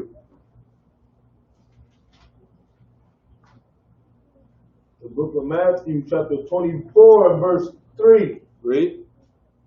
And as he sat upon the Mount of Olives, the disciples came unto him. So, he sat up on the Mount of Olives. So who is this? Who's he talking about? Christ. It's Christ. So Christ is with his disciples, and his disciples are showing him, this is like they were around in like Jerusalem area. He was showing them like the different buildings and structures in Jerusalem. You know what I mean? Like it mattered at that point in time. Because did we own Jerusalem? Was Jerusalem like something special at that time? You know what I mean? But they're showing him. So Christ is with his disciples. Go ahead.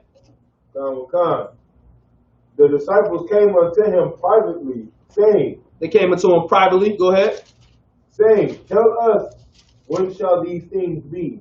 What are these things they're asking? They're asking, man, well, hey, Lord, hey, man, I know you tell us about the destruction of the Lord, man. The day the Lord come back and say, and get us up out of this hell and set us up on high. Can you tell us privately? That's why they came to him privately. Because, you know, it's unto you to know the secrets of the kingdom of heaven. Y'all know that, right? You know what I mean? Not everybody gets the privilege to know this truth. Because not everybody's sitting in this room. So they came to Christ privately. Go ahead. And what shall be the sign of thy coming and of the end of the world? And so they said, hey, my king, Yahushua, my king, what's going to be the signs of the end of the world? Go ahead. Verse 4.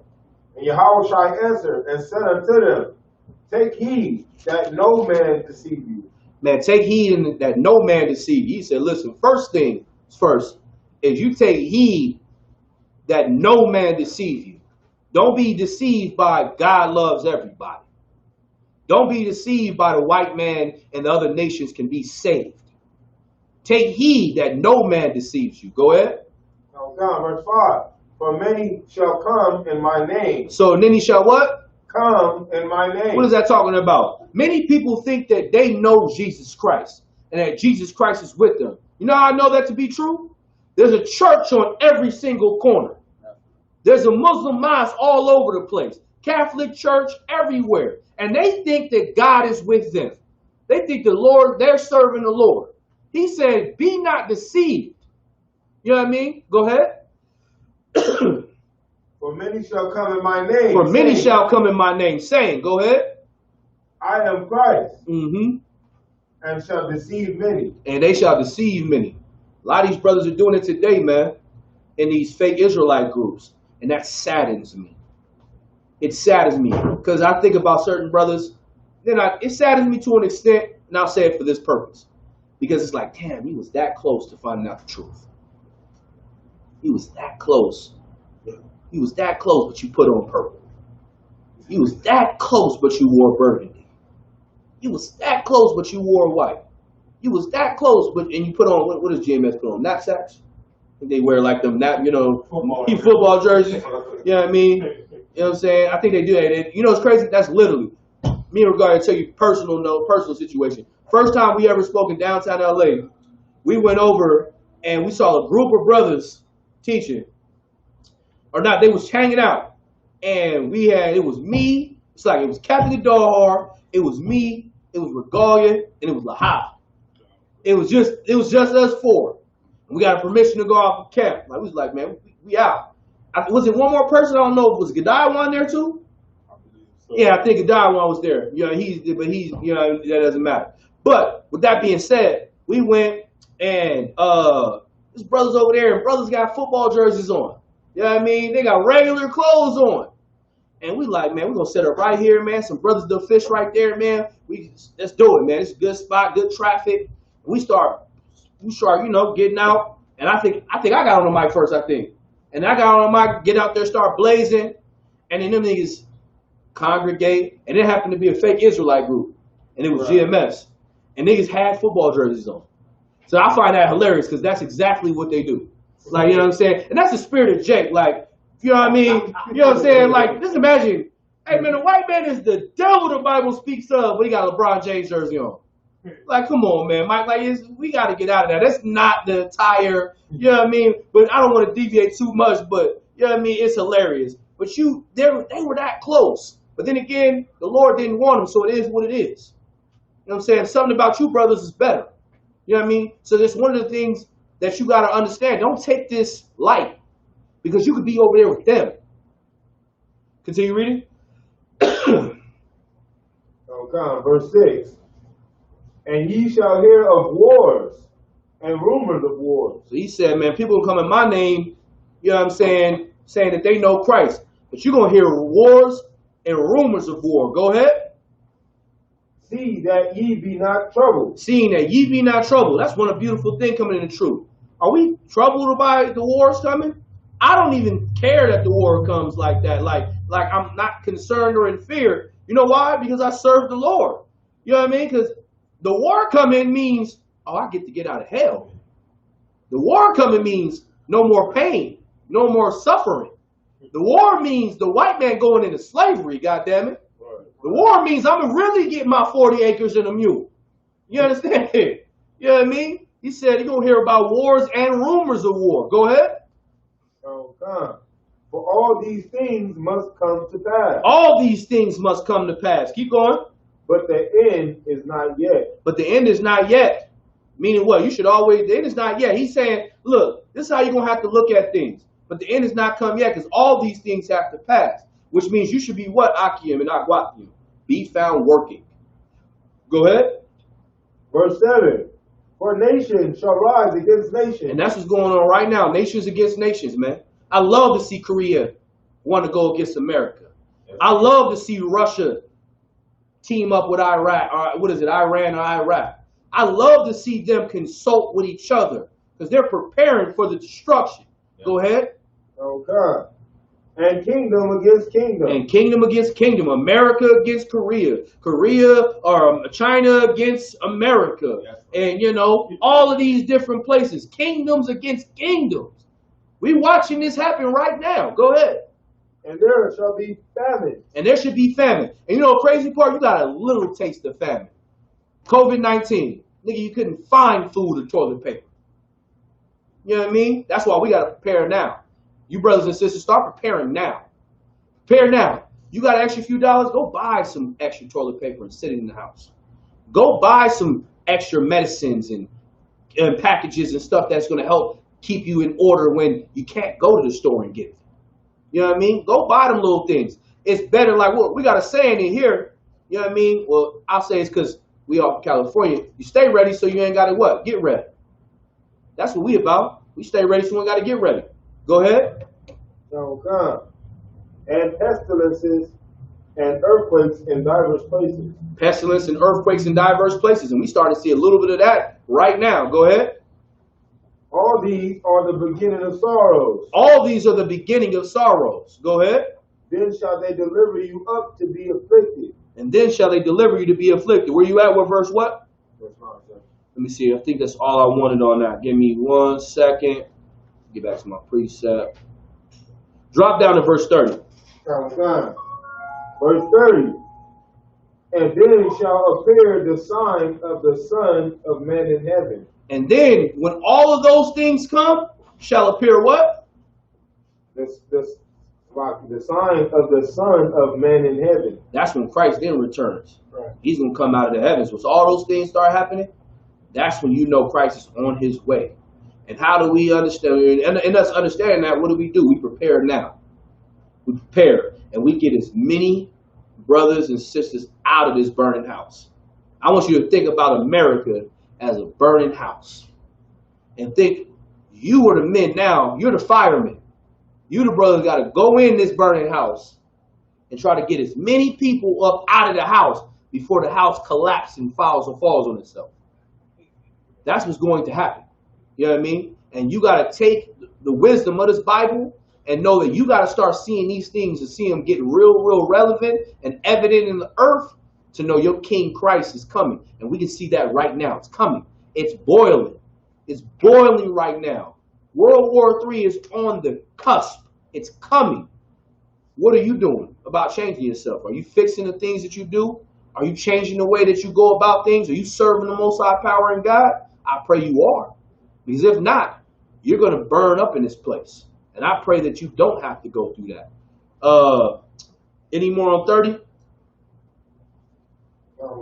Go ahead. And then shall all the tribes of the earth mourn. And then shall all the what? Tribes of the earth mourn. Then all these tribes of the earth shall mourn. Because Christ came. Right. Go ahead. And they got the, and you know why they're going to mourn? Because their children are going to finally die, like yours were. Their way of living is going to be destroyed. And you are going to be on top. It's going to be a mournful day. You're going to be in absolute bliss. Why? Because you're going to be like, damn, nigga, I get to rule now. And these other nations know that they're going to have to serve you.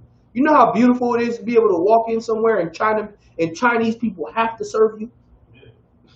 You know what I'm saying? Go ahead, Like, not only have to serve you, but they're going to have to give you the most best goddamn customer service they have ever given. You know what I'm saying? Real talk. Like, come on, think about, you ever walked into an Arab store and just didn't feel comfortable, didn't like them? Think about how much think about knowing they're going to be in mourning because they have to serve you. And it's beautiful in my sight. It's absolutely beautiful, but you'll never see it unless you change. Right. Go ahead, Doc. So will they worship the Lord? Or oh, absolutely. Let me ask you a question. Let me know. Well, of course they're going to worship Yahweh the power because that's who we serve. But we will be their Lord as well. We will be everything to them. We will be gods to them. You understand? Like, they're going to, us be, because think about it like this. We're going to be doing our own thing. Kingdom of Heaven is for the 12 tribes of the nation of Israel. Right. So when we even show up, it's going to be like a holiday. Think about it. You show up, it's going to be, man, Goya came. Like, oh my God. You know what I'm saying? Like, they're going to be talking about that. Like, were y'all there when Goya were there? No, we was, man, he had us all the way in the caves, in the mines. We couldn't see him. I mean, we did see some light shine through, but we didn't know what it was from. We had to know something glorious was going on. Yeah, Regalia came and he left. He killed and took and left and went back and did what he does. You know what I'm saying? Like, that's the reality. These people are going to be mourning for the things because of this time. It's not going to be a nice day for them because their way of life ends. You know what I mean?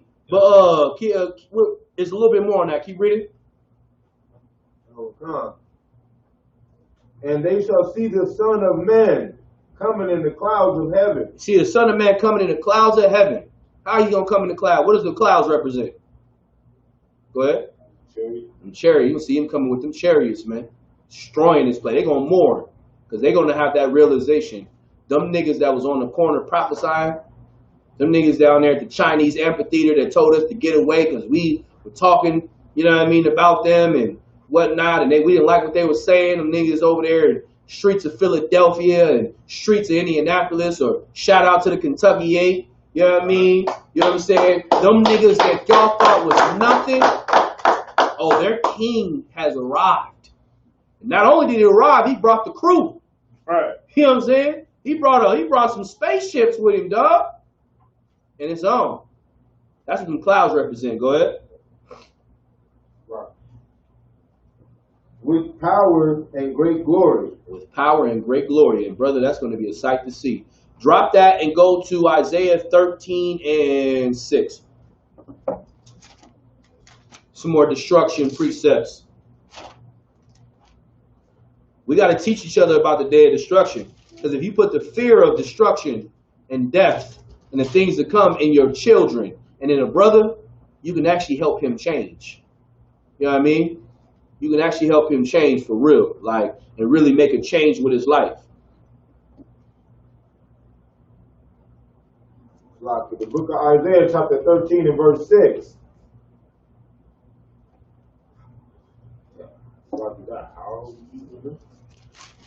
13? Verse 6. So 13 verse 6, it says, howl ye. You know what it means to howl? Yell. Absolutely, yell. Who howls? Like the tribe of Benjamin, what's their symbol? Woo! Howl, you know what I mean? I think my howl was a little decent. I'm not Benjamin, I'm a lion. It's like it. You know what I mean? I think it was a little decent, but look, howl ye, meaning what, man? Yell out. You know what I mean? Go ahead. For the day of the Lord is at hand. For the what? The day of the Lord is at hand. Man, that's what we got to do right now. How do you howl, man? You tell these brothers with sense of urgency. You tell them with aggressiveness. You tell them with manful spirits. Listen, now, you keep smoking, you're going to fucking die. Yeah, and the Lord is going to kill you. Brother, you still keep out here gangbanging, loving these niggas that don't care anything about you, you're going to die. Since you keep out here prostituting and whoring on your husband, you're going to die. Why are we playing with each other? Like, you know what I mean? It's like this is sense of we gotta be little or we gotta be gentle with you. No. Be serious. Be very direct. Because you know, black and Hispanic people, we don't understand nothing but direct anyway. So you might as well come as hard as you can with that. Because you tell, like, it's different if I tell you, oh man, you know, you better stop smoking, you can catch cancer. You know, that's one way to say it. It's another way to say, hey man, you keep smoking, man, you know the Lord gonna fucking kill you, dog. You're like, what? Like, yeah, he's going to kill you. Because, you know, smoking is a sin, according to the Bible. And, brother, you know, a sin, according to the Bible, is worthy of what? Death. That's in the Bible. I can read it for you if you need me to get it. You know what I mean? Now, brother, be like, now you're plaguing that person's mind where it's like, damn, either I got to change, I don't even want to be around that nigga no more. Right. You know what I mean? But you get, at least the sin ain't on you.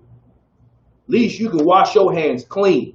That's what I want y'all to understand. Not everybody's going to take on to this truth. Not everybody's going to want to love the things that you're talking about. But don't let no blood be on your hands. Because you coddle. Like, the truth says this. One of my favorite precepts is in Matthew. The Bible says, blessed be he who is not offended in me. Meaning what? Don't be offended in telling the truth. Don't have this, don't be nice. You know what I mean? Christ was not nice. Christ went to the Pharisees and the Sadducees and said, you snakes. You know what I mean? You know what it means to call somebody a snake? That's a curse word. Yes, sir. You know what I mean? He was like, he basically walked up to niggas and was like, man, you hoes. Right. You know what I'm saying? Man, like, come on, dog. Like, I'm gonna call you a hoe? Nigga, that's a fighting word, dog. Who are you talking to? You know what I mean? Like, he wasn't being nice. You're not expected to be nice in this job. This is not going to be a job for a weak man. This is a job for a strong brother or a strong-willed brother. Because a strong-willed brother, I can help make him strong. If you strong in will, I can make you strong. You know what I mean? You ain't gotta be perfect with the precepts. You ain't gotta be. Don't think that certain brothers have better talents than others. Like, goddamn, y'all see that magnificent shit that Sawat put on this board right here? Right. I'm gonna share this picture on Facebook. I wish I could draw like that. You know what I'm saying? I think like the Spirit of the Lord just takes over him when he's drawing. Right. You know what I'm saying? He's just drawing destruction. You know what I'm saying? Like, I'm looking at this picture like the whole time, y'all think I'm looking at y'all, I'm looking at this picture like, God damn, man. Yeah. You know what I mean? Go ahead, you to point out. When you truly believe in something, like when you say people say believe in the truth or know the truth, and they be flawed on it. God. Like, you ain't know the truth, you don't know. Like, but when you really believe in something, Mm-hmm. you willing to lay your life down for. You willing to die for every word you speak, for every time you open your mouth to speak on something. Nigga, I'm ready to die behind this. Nigga, I lose my fucking slaves behind this. Like, nigga, fuck you in this job. I don't kiss the white man ass in my job. Nigga, fuck you. I walk in there with my band on, my shirts, and all that shit. Yeah. You know what I stand for when I walk in there. If you got a problem, fuck you, faggot. You know what I'm saying? I wouldn't be that. That's it. I wouldn't give any. Okay, I love the spirit. That's absolute. That spirit. That's me. 100. You know, give him a hand. But only thing I would change is because you're in the UPK, we don't give public insults. I wouldn't call him a faggot, even though he is a faggot. No, I'm just saying. the mentality. Yeah, I know. I I got you. No, Most High Christ. Hey, Swap, you my nigga for that. I'm with you on that. I'm 100. Trust me. I would just say, the Bible says, be seasoned with thy words. You know what I mean? You know what I'm saying? Make sure thy words are seasoned with salt. But that spirit, keep that all the way. I want that every day. I want that. If that's how you is, I want that. I would not have you do that. That's something I would be like, look, listen, we're better than that. Okay? You know what I'm saying? Keep everything but that. Because it's not our time to be that way. You know what I mean? Trust me. There's going to come a time. No. There's going to come a time where you can be that. That right there. Where you can say as boldly as how you said that right now. There's going to be a time where you can say that. You know why? Because niggas will be in power. Right. Hispanics, these spicks and wetbacks will be in power. And one thing we want to do is never be uncomfortable. You know, brothers can all relate, sisters can all relate in here. Don't you feel uncomfortable having to look at these white people and these other people being your supervisors? And they over your head and you got to do this, you got to do that. And come on, that's because you're in hell. But that spirit right there, keep that. Keep that in here. Because there's going to be a day where I want that. I want that because Christ wants it. You know why? Because them heathens, they're going to have to feel you. Right. They're going to have to feel you. When I mean that, I mean they're going to have to feel every word that you say and how you mean it. Because you stand for these laws, statutes, and commandments. You stand for this truth. You know this is the way to fix black people. Right. You know this is the way to fix Hispanic people. You know it. So because you know it, keep that spirit. Because there's going to be a day that you're going to have to check somebody and it's going to be all righteous to do so. Right. Go ahead. You had another point? One more thing, sir. Please. Yeah, so, cut the long story short, before I also knocked on the door, that's what I was saying. To overcome all that in the world that has to offer you and to live righteous under the law, statutes, commandments of God is glorious. It's not like it becomes a thirst for that righteousness. When you look back, and I say, well, fuck it, I'm looking down on that nature of living now. And I'm glad I separated from a lot of it. I'm glad it doesn't control me. I thirst to live righteous now, to live under the law, statutes, commandments, and it's a great feeling. Absolutely. There's nothing that can replace that. Absolutely. You know why? Next. You know why? You know why you feel that way? Because you're not asleep anymore. Right. And you know how beautiful it is to feel awoke? Man.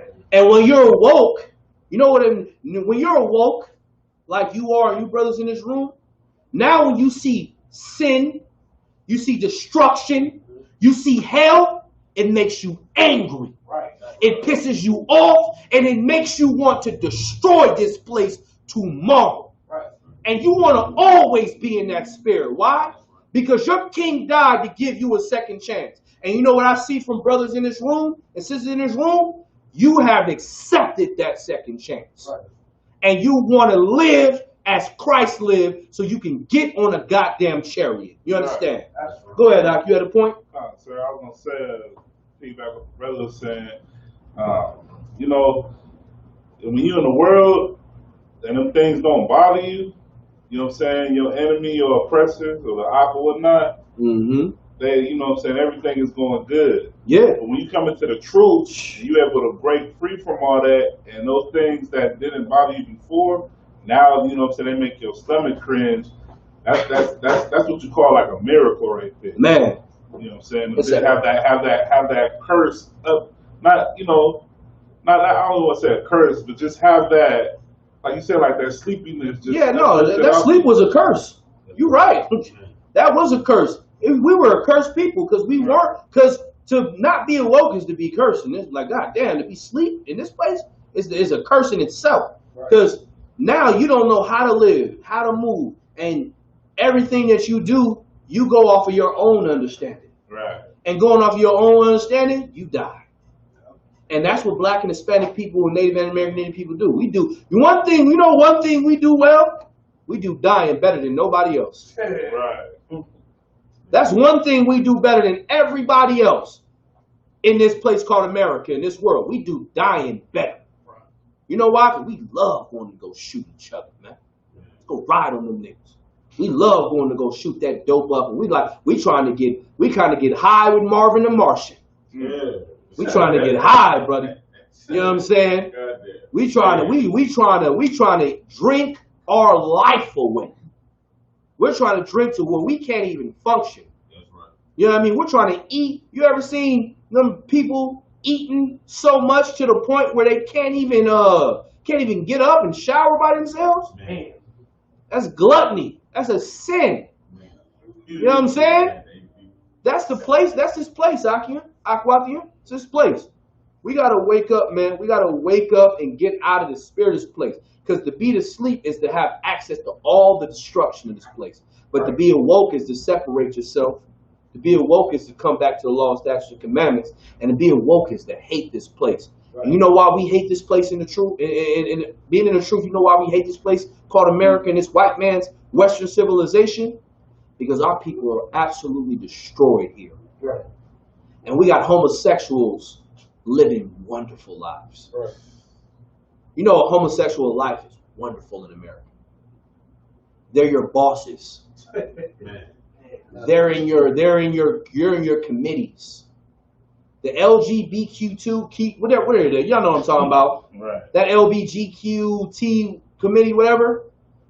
They're so slick and such a crafty, disgusting people.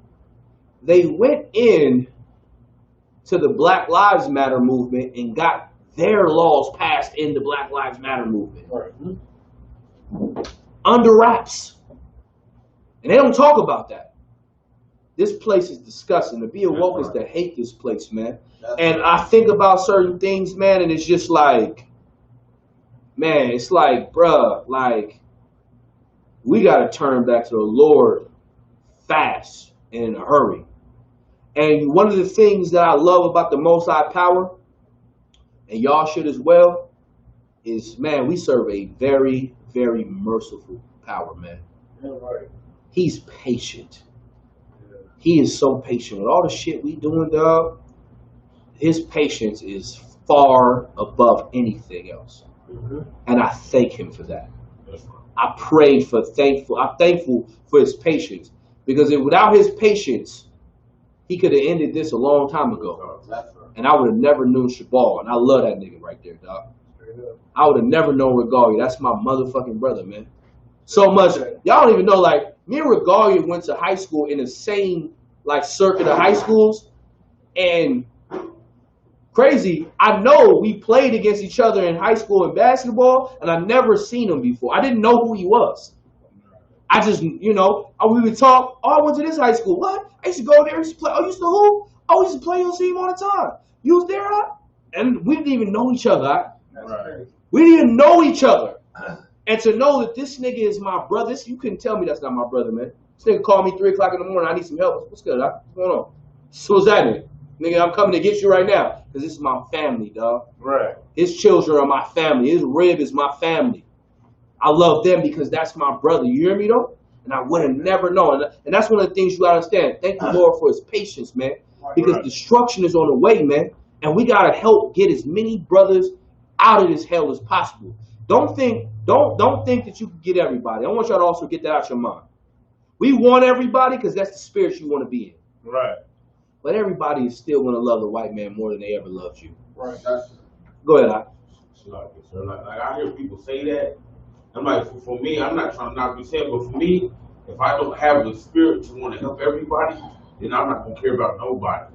I don't understand like how that works for my mind. Like I don't, you know what I'm saying? Like I have to care, even if I know everybody ain't gonna accept it. Like I don't know, maybe I got the wrong view because that sense it might be heartless in the sense. You know what I'm saying? Mm-hmm. I always wrestle with that in my brain because I hear people say that. Well, I was on Facebook mostly, and I see people like I'm not out here to recruit nobody. And I'm like, well, shit, Christ made fishers of men. So I'm like, they was out trying to, you know what I'm saying? So look, and look, you know what you realize, Shaw? I'm just tell you straight up. You know what you realize? You have common sense. You have absolute common sense. The nigga said he's not trying to get brothers or recruit brothers. Getting brothers and recruiting brothers is the same thing. Fishing men and recruiting brothers is the same thing. So when you see someone say that that's not what they're doing, that's not what they're trying to do, it's fine. Let them die. Let them be what they were called to be. Remember, fake Israelites have a place in the Bible as well. Remember the prophets came to Christ and said, hey, look at them brothers over there. They're over there casting and trying to cast out devils and prophesying in thy name. You know what I mean? And they're going to come to Christ and the Most High and ask, man, hey, man, we were casting out devils. We were doing this work. You know what Christ is going to tell them? You know? No, wait, that is in the end of it, but who knows what he's going to say? Anybody know? Go ahead, young man. He doesn't know. I never knew thee. I never knew thee. So that's why it's very important for them. They have a place. You know what them brothers are? You know what those brothers are? You ever have like a strainer or a sifter? Yes, sir. Them brothers are good because they sift out the bullshit. Okay. They shift out the unloyalty. They shift out the inconsistent. I want brothers that really want to be here. Men that want to learn, men that want to have an honorable life. That want to, like, brothers in here, you know what I learned about men that consistently come in here and that are locked in? Y'all niggas all got a moral compass. Y'all know what it means to have a moral compass? Y'all actually think and care about the things that you do and how it affects people. Right. Y'all care about that. You know what I mean? That's why you're in here. Because it takes a man to have a moral compass to be in here. Because if you didn't have a moral compass, you wouldn't love your brother. Right. But because you have one, you care, you consider it, you think about the things and decisions that are being made. Read the rest of that real quick. We're at 13. I got a couple more precepts. I got a ton more precepts, but I'm gonna try to get through a few of them real quick. 13 and 6. Read. Isaiah. Isaiah chapter 13, verse 6. Oh, Salaki. Isaiah chapter 13, verse 6. How ye, for the day of the Lord is at hand. It shall come as a destruction from the Almighty. It shall come as a destruction from the Almighty. Drop that and get Malachi chapter 4, verse 1.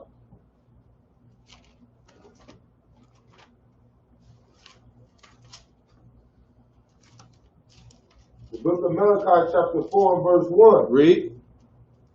For behold, the day cometh that shall burn as an oven. The day coming that shall what?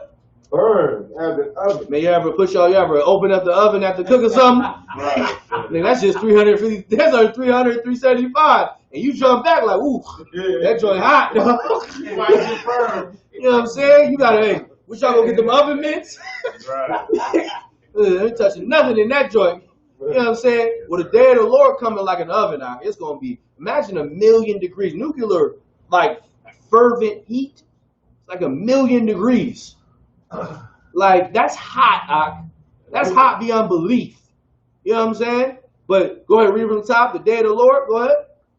For behold, the day cometh that shall burn as an oven. The day cometh that shall burn like an oven. Go ahead. And all the proud. And all the what? And all the proud. Who's more proud than a white man? Nobody. Who's more proud than an Asian man? The Arab man? The heathens of this place? Or these Uncle Toms? And these amongst the blacks and Hispanic and Native American Indian communities? Your Jesse Jacksons. Give me some other names there. Martin Luther King, he's done. But look, yeah, he's done. Who else? Who else is some proud? Your TD Jakes, your Creflo Dollars. You know what I mean? Go ahead, Your mama. Yo. Yeah, how could I forget? Who is more proud than your mama? God damn. Your mama, real talk. Hey, the proud. Real talk. God damn. Hey, that's facts. That is absolute facts. This is where I see these brothers in class. You know what I'm saying? I see he's in class today. You know what I'm saying? Read that again from the top, guy. For behold, the day cometh that shall burn as an oven, and all the proud, yea, and all that do wickedly shall be stubble. And all them that do wickedly shall what? Stubble. Man, you proud are going to die and burn. You wickedly are all going to be burned down to a stubble. Go ahead. And the day that cometh shall burn them up. And the day that cometh shall what? burn them up. Why they praying about when Jesus returned then? Yeah. You know what I'm saying? Because all I know is when Jesus returned, his shit setting on fire. You know what I'm saying? You know what I mean? You should be praying how I can get out of the fire. You know what I mean? That's what sensible people do. You know what I mean? Sensible people say, you know what? If I touch the oven because it's hot with my bare hands, I'm going to burn the hell out of myself. You know what I'm saying? A sensible person says, that's what oven mitts are made for. Go ahead. How you get a point real quick? Pride go before fall. Huh? Man, pride to go before the fall. And the proud, right? It mentioned the proud. Let's get it. Go ahead. Keep reading. Shall burn them up, saith the Lord of hosts. Uh-huh. That it shall leave them neither root nor branch. It should neither what? Leave them root nor branch. Man, it should leave neither the roots or the branch. They're gonna get burned down to the entire foundation of them. Right. And they deserve it. Y'all realize that, right? Right. Yes, sir. They deserve it. Because think about how proud and disgusting you gotta be as a person that loves America and watch the things that happen to black people every day. Think about how proud you got to be to love this destruction, love the things that go on in America, like Hispanic children in cages. Yet they tell you to go to the Museum of Tolerance down there in LA and feel sad about a Jewish boy, Right. a Jewish girl. You know what I mean? You know how sad, you know how Jewish people, they crack me up. They cry. You know, I have this marking. I have this number. I was a number. I was a number. That tattoo. I was a number. I want to hear that. You know what I mean? You at least could be identified. I can't identify none of my ancestors. Because you did them so dirty. You chopped them and hacked them up. At least you got something to remember yourself by. I don't have anything to remember from my ancestors. They're gone. They're dead. Go ahead, Al. Okay, Jews, they run the world. Come on, man. They got what they wanted is payback. You know what I'm saying? Come on. I said, I don't want your food stamps, your government. I don't want to.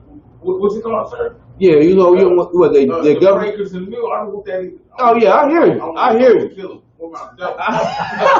Yeah, see, and I love that spirit. I keep telling you, never give that up.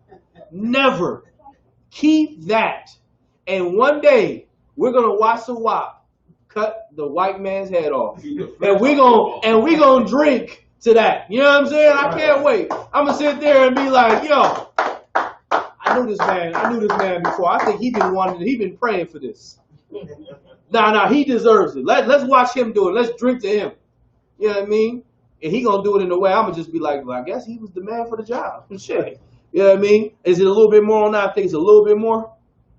No, that's it. Drop that. We'll leave it there. Go to 2 Peter chapter 3, verse 12. And then somebody else pull me Zechariah 14 and 12. The book of 2 Peter chapter 3, verse 12. Read. Looking for and hasting unto the coming of the day of God. Looking for what? Looking for and hasting unto the coming. Is that hasting or hasting? Hasting, No, no sweat. Read it one more time from the top. Baba Shah. Looking for and hasting unto the coming of the day of God. Looking for and hastening unto the coming of the day of God. Go ahead. Wherein the heavens being on fire shall be dissolved. Where the heavens going on being on fire shall be dissolved. What is it talking about with the heavens? This is just a description of. Oh, you raising your hand? Oh, okay, I thought she was raising her hand. I'm like, oh, I want to know. I want to know, little sis. I want to know. Let's get it. Go ahead, Al. Go ahead, please. Talking about the new heaven? No, it's not talking about that. Go ahead, Al. It's talking about Esau's heaven. Esau's having the destruction, burning up, man. Go ahead. Keep reading.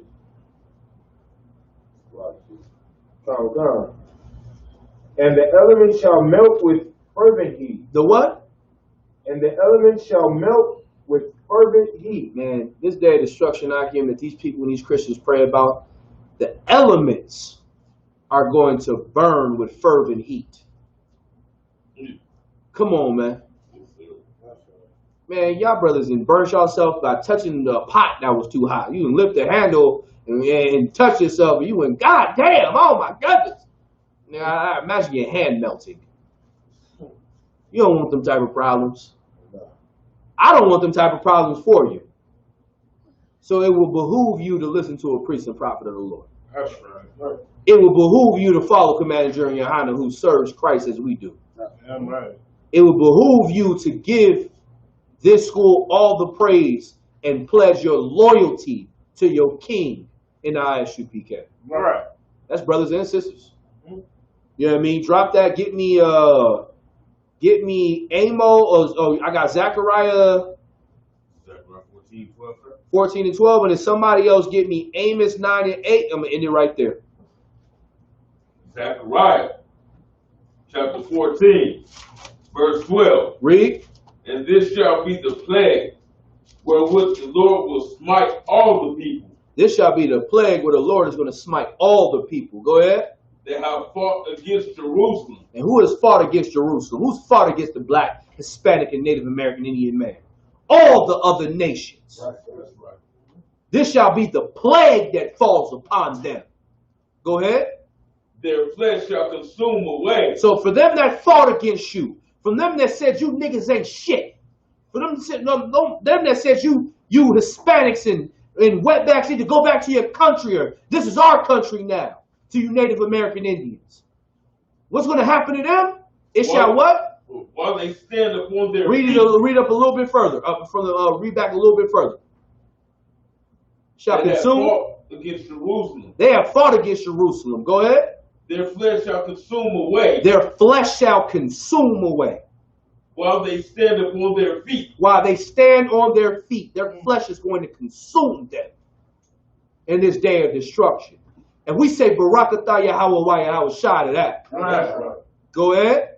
And their eyes shall consume away in their holes. And their eyes shall consume away in their holes. You got eyeballs. Imagine your eyes disintegrating. That's the destruction that comes to them that murder 99 million so-called Negroes in the transatlantic slave trade. 77 million Native American Indians in the Holocaust of this America. 25 million Hispanics. Their eyes are going to consume in their head. Go ahead. And their tongue shall consume away in their mouth. And not only their eyes, their tongue is going to disintegrate. They ain't even going to be able to scream right. Right. They're just going to be, you just going to know they in pain. Go ahead. Verse 13. And it shall come to pass in that day that a great tumult from the Lord shall be among them. A great agreement. Go ahead. And they shall lay hold every one on the hand of his neighbor. Man, stop right there. Drop that. Go to Amos chapter 9, verse 8. Amos chapter 9, verse 8. Read. Behold, the eyes of the Lord God are upon the sinful kingdom. Man, with all that being said, I told you, destruction to the heathens. And you got to change and stop being sinful and stop believing in lying words. And stop being the way that you're being. I say that because what? Read it again from the top. Okay.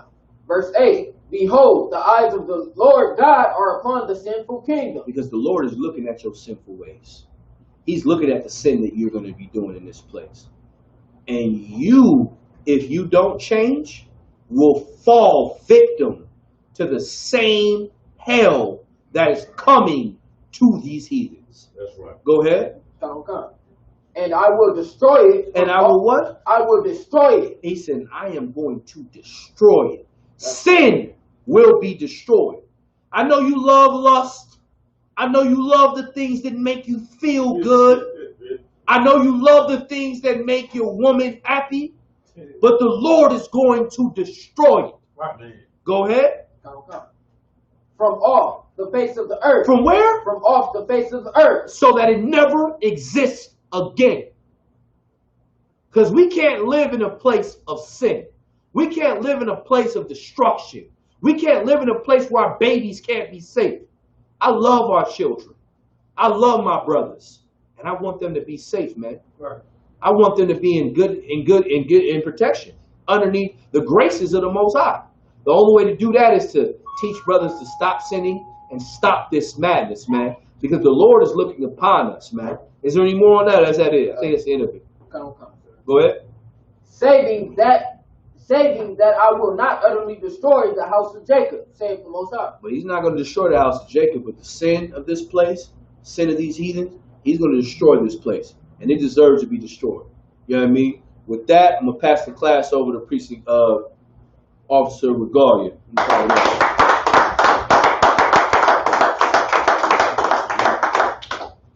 We'll give one courtesy salute to the teacher. Man of Israel, Mikey. Mikey Shabbat. I might you. Barak. Yahweh Hashem Yahushua Barakatah. Yahweh Hashem Yahushua Barakatah. Sorry, face the sister.